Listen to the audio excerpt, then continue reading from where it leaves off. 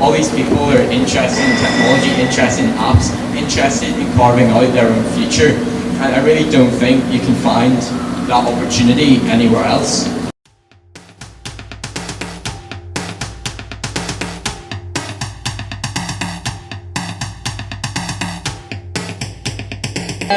Guys, welcome to Future2016. Thanks a lot for coming. It's an event run by teenagers, for teenagers, hosted by a 42-year-old man. I'm not 42. You're very welcome, guys. Thanks for coming. Future2016 is run by Alan, who, as the guy said, is 14. Give him a massive round of applause for running this.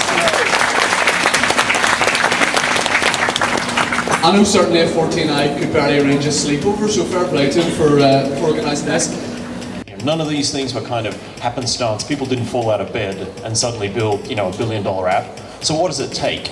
The average age of co-founders of $1 billion startups, apps or otherwise, is 34 years old on average for anything consumer related, like WhatsApp type of apps, and 37 for guys who are creating more enterprisey or business type apps. So, this isn't the Mark Zuckerbergs, from Facebook, or Evan Spiegel from Snapchat. Those guys are brilliant. They did it young. They did it in college. They dropped out of college. Please do that. It's a much better option than working for the man. Like, running your own thing is going to be the best thing you ever do if that's what you like. But put it this way, you've got plenty of time and don't necessarily expect to win straight away. We provide assistive technologies for people with Parkinson's disease. But what we're dealing with specifically is called gait freezing. So it's like a shuffling in the legs and feet that people with Parkinson's experience. And our idea is to come up with a solution to help try and treat that, because there's about 50 million people worldwide suffering from Parkinson's. So it's a huge problem and there's no known cure, so finding new ways of treating it is really important. Basically, there are pictures, but it's basically a kind of a sophisticated laser pointer. It's a laser battery and a tilt switch at the moment, and it's attached to the side of the person's shoe. And the idea is that the laser puts a dot on the ground in front of the person that's wearing it, and if they focus on the dot, they can change their walking from being automatic to non-automatic. And that's really important because in Parkinson's there's a deficiency in a neurotransmitter chemical called dopamine in the midbrain. And the midbrain is the area that controls automatic movement that you don't think about, so when you're just walking normally. But when the person with Parkinson's focuses on the dot that free feet emits, they change to non-automatic movement. So that means that they're thinking about something, and that uses a different part of the brain called the frontal lobes. And there's more of the chemicals responsible for movement there, so that means that they have improved mobility, and that in turn helps to reduce the severity of the freezing or the shuffling movement. I suppose one of the highlights since I was in a startup incubator in London last summer called the Outbox Incubator with a few more of the girls that are here today. And that was basically 6 weeks, very intense, in a big house in London, kind of like Big Brother meets startup, was the way I'd kind of describe it. So basically we lived in this house for 6 weeks, and there was 3 weeks germination where we kind of came up with ideas or expanded on our own ones. And then there was a demo day in the middle, and then 3 weeks incubation, where we kind of worked post-demo day to kind of improve our ideas or to make new contacts while we were in the UK. So Outbox was a great experience in that it was run by STEMettes, so they're a STEM promotion group in the UK, so STEM being science, technology, engineering and maths. And the idea is that they want to get more girls involved in science and technology and doing those courses at third level. So that was really cool, and it was just a great experience. It kind of gave us a bigger platform to expand from.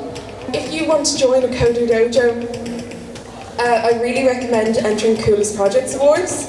So the Coolest Projects Award is a competition that's been running since 2012, and you can work on any kind of project you want. So if you want to start off coding, I recommend going to a dojo and working on a project for Coolest Projects Awards.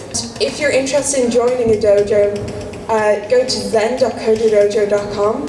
You'll be able to type in your town and see where the nearest dojo to you is. In DCU we actually have a class that's only for girls, because we know there's a lot of girls were scared to come, or girls would come for 2 weeks and then they'd just leave. So we started up a class that's only for girls, so girls could just come along be with only other girls, and we feel this encourages girls a lot. And we've actually seen a nice thing. We run 2 classes simultaneously. We run the girls' class and the Scratch class, and a lot of girls would see what's happening in the other class and move over to it, so we have a nice mixed class now. If each of you had sort of one single piece of advice to give to anyone who is thinking of getting into this sort of area of things, what would that single piece of advice be? So don't be so afraid of all the bad things that could go wrong, because if you just keep thinking about it, you'll just keep thinking about it forever and you won't actually do anything. So I think it's a good piece of advice is just to go for it and hope for the best. I agree with that actually, and to just be fearless, and you don't really have much to lose, especially if you're online or anything. But also adding to that, what I talked about earlier is figuring out the type of people you want to meet, what you want to do, what you want to work on, whether you want to be a designer, a developer, or whatever, and finding out where these group of people hang out, what events they go to, and that's how you're going to find your crew. It's not going to be school, but it's going to be through these events or these online groups. Don't be afraid to ask people for help. I suppose in the startup world, people are like, oh, you have to be able to do it yourself and do everything on your own, but a lot of people are very willing to help, and especially willing to help young people with ideas that really want to progress them. So just ask, because people generally will help you.